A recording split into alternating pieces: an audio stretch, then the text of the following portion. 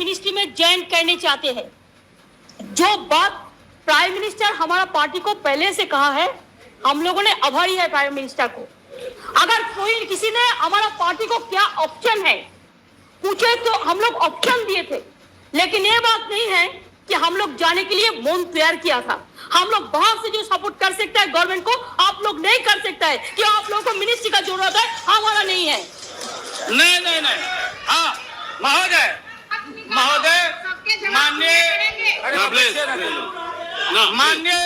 माननीय ममता बहन ने उस बात को जस्टिफाइड और क्लियर किया। इनके सिद्धांत पर असूल पर हम उंगली नहीं दिखा रहे हैं। ये बात सही नहीं है कि रेल मांगा गया था, नहीं मांगा गया था तो नहीं मांगा गया था तो नहीं मिलेगा अब कभी। सुनिए लालू जी, आपको क्या चाहिए? नहीं बैठेगा, नहीं बैठ। Hello students, how are you? Today I am going to discuss with you a very important topic, the parliament. आज हम आपसे एक बहुत ही महत्वपूर्ण विषय, पॉलिटिकल साइंस का विषय आपसे डिस्कस करने वाला हूँ, जिसे हम पार्लियामेंट कहते हैं। पार्लियामेंट यानी संसद। हमारे संविधान निर्माताओं ने भारत में संसदीय लोकतंत्र की स्थापना की और यह मॉडल इंग्लैंड संविधान से अपनाया गया है। जैसा कि हमें पता है कि हम 1947 से पहले इंग्लैंड के उपनिवेश थे, इसलिए ज़्यादातर हमारे संविधान निर्माताओं ने संसदीय लोकतंत्र और उसके बहुत सारी चीज़ों को अपना लिया। तो आज हम संसदीय लोकतंत्र की जो महत्वपूर्ण पार्ट है संसद, उस पर अपना फोकस करने वाले हैं। संसद क्या होता है, संसद का गठन कैसे होता है, संसद का कार्यकाल कितने समय का होता है, संसद के प्रमुख कार्य क्या होते हैं, ये सारे विषय आज हम आपसे डिस्कस करने वाले हैं इस आज के टॉपिक में। अभी हमारे देश में 18वीं लोकसभा के लिए चुनाव हुए और इस चुनाव में संसद के निचली सदन, जिसको हम लोकसभा कहते हैं, उसके लिए हुए चुनाव में सत्तारूढ़ ruling party Bharatiya Janata party ने 543 सीटों में 240 सीटें जीती, जबकि उसके नेतृत्व के गठबंधन नेशनल डेमोक्रेटिक अलायंस (एनडीए) ने 293 सीटें जीती, जबकि विरोधी दल का गठबंधन, जिसे इंडिया गठबंधन कहा गया है, उसने 234 सीटों पर विजय हासिल की। शेष सीटें निर्दलीय और अन्य के खाते में गई। तो ये जो कुल 543 सीटें हैं, ये क्या है? हमारे देश को 543 कंस्टिट्यूएंसी में डिवाइड किया गया है और हर एक कंस्टिट्यूएंसी से एक एक सांसद चुने जाते हैं। हालांकि सांसदों की कुल संख्या 545 होती है। 2 एंग्लो इंडियन सदस्य राष्ट्रपति के द्वारा मनोनीत किए जाते हैं। हालांकि मनोनीत सदस्य को किसी भी मसले पर वोट देने का अधिकार नहीं होता। खैर, हम संसद की बात कर रहे थे, तो संसद का गठन, पहली संसद का गठन 1952 के चुनाव के बाद हुआ था और कांग्रेस पार्टी पूर्ण बहुमत के साथ सरकार बनाई थी। उसके प्रधानमंत्री पंडित जवाहरलाल नेहरू पहले निर्वाचित प्रधानमंत्री भी बने थे और तब से लेकर के आज तक 18 बार संसद का चुनाव हो चुका है। ये 2024 में जो चुनाव हुआ था, यह 18वीं संसद लोकसभा का चुनाव था, लेकिन ये सिर्फ एक ही संसद का एक पार्ट है, लोकसभा। आइए हम समझते हैं संसद क्या होता है। संसद के 3 प्रमुख अंग होते हैं: राष्ट्रपति, लोकसभा और Rajya Sabha. The president, house of Commons and house of state, जो ये तीनों को मिला करके संसद का निर्माण होता है। इस संसद के बारे में थोड़ा सा और मैं बताना चाहूँगा। किसी भी सरकार के 3 प्रमुख अंग होते हैं, एग्जीक्यूटिव, लेजिस्लेचर और जुडिशियरी, और ये तीनों अंग संयुक्त रूप से सरकार कहलाती है और जो किसी भी देश में शासन व्यवस्था को सुचारू रूप से संचालित करने के लिए आवश्यक होती है। हम आज के डिस्कशन में इसके दूसरे अंग जो लेजिस्लेचर है उसकी बात करेंगे। केंद्र में, दिल्ली में राष्ट्रपति, लोकसभा और राज्यसभा, ये 3 अंग होते हैं, जबकि राज्य के यहाँ में लेजिस्लेचर और लेजिस्लेटिव काउंसिल यानी विधानसभा और विधान परिषद नामक 2 सदनीय व्यवस्था होती है। यहाँ भी राज्यपाल होते हैं राष्ट्रपति के जगह पर। ये तो हमें समझ में आ गया कि लोक संसद क्या होती है और संसद के कितने अंग होते हैं, ये हम समझ गए। अब हम देखेंगे कि संसद का गठन कैसे होता है। हर 5 साल में लोकसभा के सदस्यों का चुनाव होता है। लोकसभा अस्थायी सदन है, परमानेंट हाउस नहीं है, जबकि राज्यसभा परमानेंट हाउस है। लोकसभा का कार्यकाल 5 साल निर्धारित होता है। राज्यसभा का कार्यकाल निर्धारित नहीं है क्योंकि वो परमानेंट है और कभी भी राज्यसभा को डिजॉल्व नहीं किया जाता है। मैं यहाँ एक बात और ही बता दूँ कि राज्यसभा के सदस्य का चुनाव अलग तरीके से होता है। राज्यों के विधानसभा के सदस्य राज्यसभा के सदस्य को चुनते हैं। हर 2 साल के बाद 1/3 मेंबर का चुनाव होता है और वो पुराने सदस्य को रिप्लेस करते हैं। इस तरह से हर संसद का, राज्यसभा के संसद का कार्यकाल 6 साल का होता है। जब इसके उलट लोकसभा एक नॉन परमानेंट हाउस है और लोकसभा का कार्यकाल 5 साल होता है। कभी कभी लोकसभा बीच में भी भंग कर दी जाती है, कार्यकाल से पहले भी भंग कर दिया जाता है।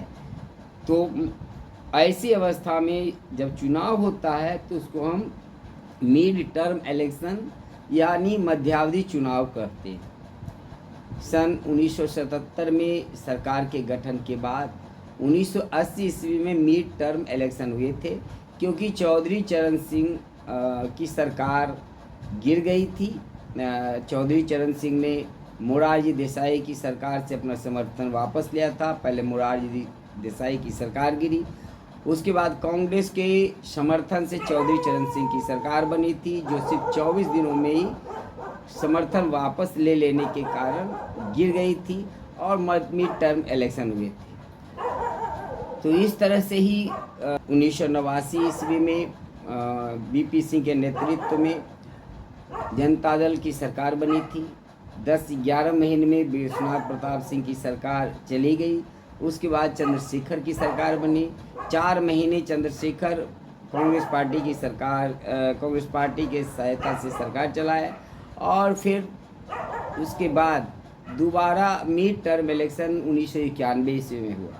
तो इस तरह से हम कह सकते हैं कि कार्यकाल लोकसभा का 5 साल होता है, लेकिन परिस्थिति बस बीच में भी इसको डिजॉल्व किया जा सकता है और लेकिन इसके डिजॉल्व करने के बाद 6 महीने के अंदर में चुनाव कराना अनिवार्य होता है। ये तो हम कार्यकाल की बात कर रहे थे।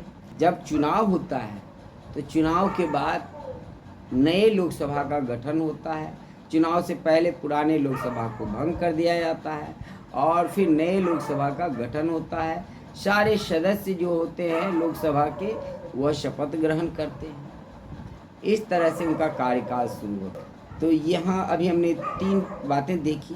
सबसे पहले हमने ये देखा कि भारत में एक संसदीय लोकतंत्र की स्थापना की गई। संसदीय लोकतंत्र में पार्लियामेंट सुप्रीम होता है, सॉवरेनिटी जो होती है वो पार्लियामेंट में निहित होती है और पार्लियामेंट 3 सदनीय होता है, जिसमें राष्ट्रपति, लोकसभा और राज्यसभा होते हैं। पार्लियामेंट जो होता है सरकार का दूसरा प्रमुख अंग होता है। सरकार के 3 प्रमुख अंग होते हैं, लेजिस्लेचर, एग्जीक्यूटिव, लेजिस्लेचर और जुडिशरी। तो लेजिस्लेचर सबसे प्रमुख अंग होता है।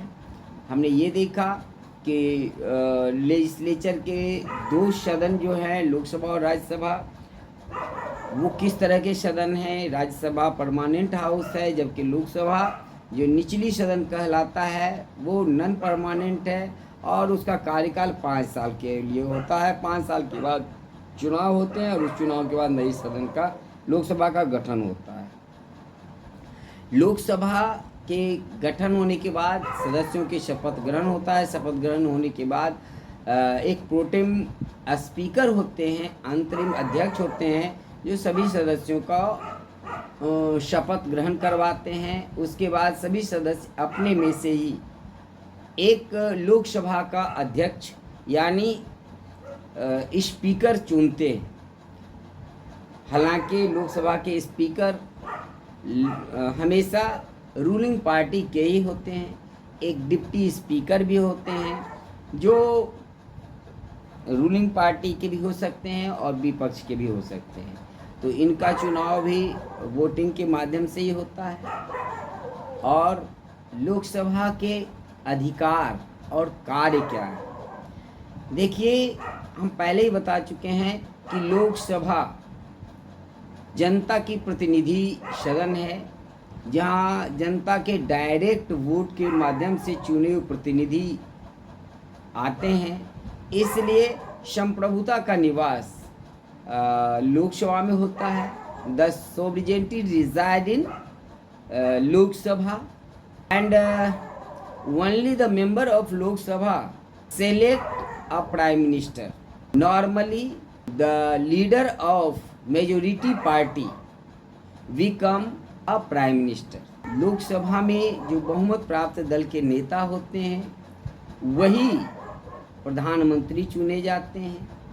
लोकसभा को ही अधिकार होता है प्रधानमंत्री के चयन, प्रधानमंत्री के सिलेक्शन का।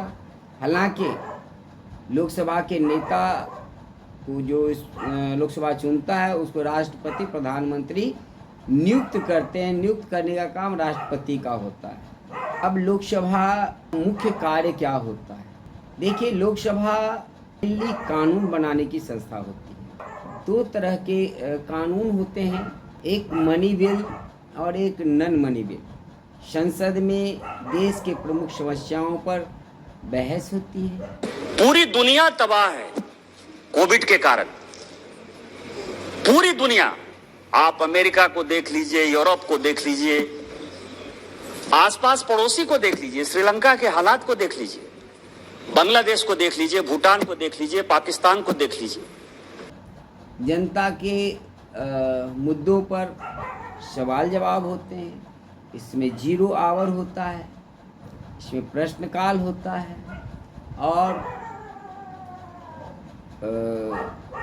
संसद की कार्यवाही जो होती है उसमें कानून बनाने का काम मुख्य रूप से होता है। तो कानून किस तरह से बनाते हैं, सबसे पहले ये बता दूं कि कानून 2 तरह के होते हैं।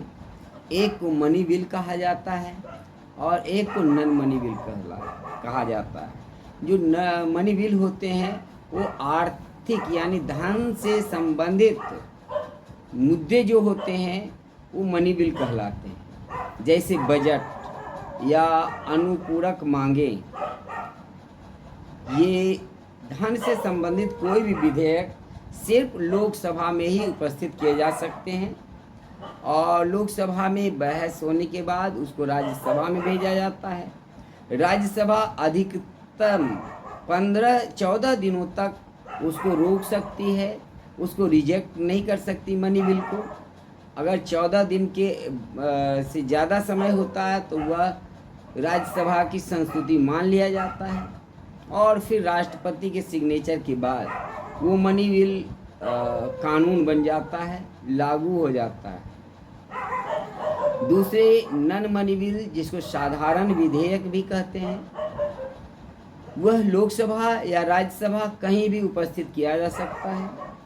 और इसमें भी अलग अलग तरह के बिल होते हैं। कुछ साधारण बहुमत से पास किए जाते हैं, कुछ बिल जो होते हैं उनको पास करने के लिए 2/3 बहुमत की ज़रूरत पड़ती है, जबकि संवैधानिक ढांचे से संबंधित कोई भी विधेयक को पारित करने के लिए लोकसभा और राज्यसभा दोनों से 2/3 बहुमत से पास करने के बाद राज्य के विधानसभाओं से पारित करवाना भी अनिवार्य होता है। तो ये 3 तरह के संशोधन होते हैं संविधान में। नए कानून भी बनाए जाते हैं। इसी तरह से कानून बनाने की प्रक्रिया चलती है। इसके साथ साथ लोकसभा में प्रधानमंत्री के खिलाफ विपक्ष के द्वारा अविश्वास प्रस्ताव भी लाया जाता है और राज्य सरकार के द्वारा विश्वास प्रस्ताव लाया जाता है।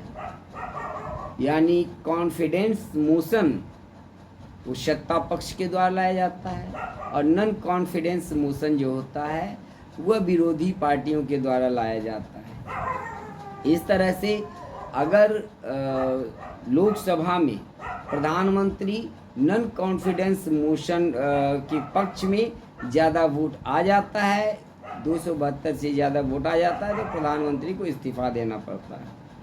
इसी प्रकार कॉन्फिडेंस मोशन लाने के बाद प्रधानमंत्री के पक्ष में 272 से अधिक सीटें मतलब 272 से अधिक मेंबर का समर्थन हासिल करना अनिवार्य होता है।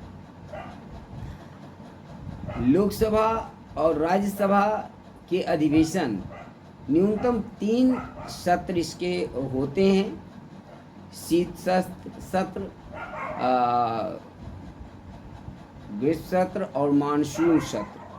तो इनमें लोकसभा की कार्यवाही होती है। तो ये जो थे कुछ बहुत ही महत्वपूर्ण लोकसभा और राज्यसभा से संबंधित प्रमुख विषयों की जानकारी। आपको हमारा ये वीडियो कैसा लगा आप अवश्य बताएंगे। Thanks for watching, have a good day. Nehru ji ने कहा था कि अटल एक दिन तुम देश का प्रधानमंत्री बनेगा, आपने कहा था। नेहरू जी तो एक बार बोले, आप हो गए 2 बार। आप तो जान छोड़िए मुल्क का। नहीं बैठेगा।